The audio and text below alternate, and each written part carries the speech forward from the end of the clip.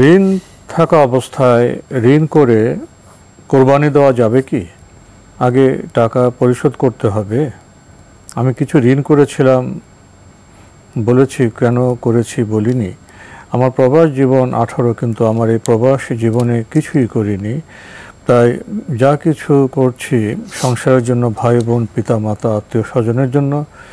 যা একটি ঘর করেছিলাম বড় ভাইকে দিয়ে দিয়েছি, এখন আমার সংসার হয়েছে, মেয়েরা বড় হচ্ছে, আমার একটা ঘর দরকার, এই জন্য ঋণ করেছিলাম। ঋণ করে নিজেই টেনশনে পড়ে গেছি, কবে এই টাকা পরিশোধ করব। আল্লাহর কাছে দোয়া করি যেন এই টাকা পরিশোধ করতে পারি। আমার জন্য দোয়া করবেন। আপনি একটি বর্ণনা করলেন, দোয়া চাইলেন, দোয়া তো অবশ্যই আমরা করব।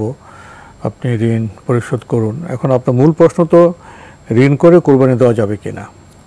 ধন্যবাদ, আপনাকে গুরুত্বপূর্ণ প্রশ্ন করেছেন।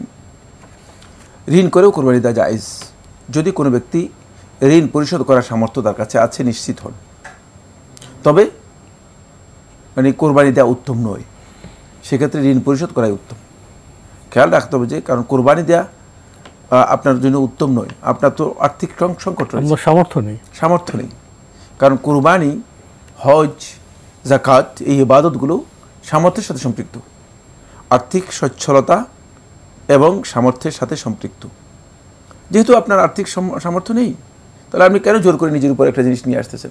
এই ক্ষেত্রে ওই ব্যক্তি বাদ যাবে যে ব্যক্তির সামর্থ্য আছে, এই মুহূর্তে তার কাছে ক্যাশ নেই, তার কাছে আসলে টাকা আছে, সামর্থ্য আছে, হতে পারে সে অন্যের কাছে অনেক টাকা পাবে, কিন্তু তার কাছে সামর্থ্য আছে, সব কিছু আছে।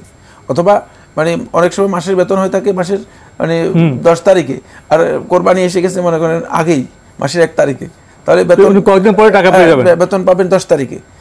এই ধরনের অবস্থা যদি হয়ে থাকে যে নিশ্চিত তিনি 2 দিন পরে 3 দিন পরে তিনি এই ঋণ পরিশোধ করে দিতে পারবেন, তাহলে তার জন্য উত্তম হচ্ছে তিনি কোরবানি আদায় করবেন। যেহেতু তার কাছে কোরবানি করার মতো অর্থ আসলে আছে, সে অর্থটা ইনক্যাশ নেই, এই মুহূর্তে তার হাতে নেই, কয়েকদিন পরে পাবেন।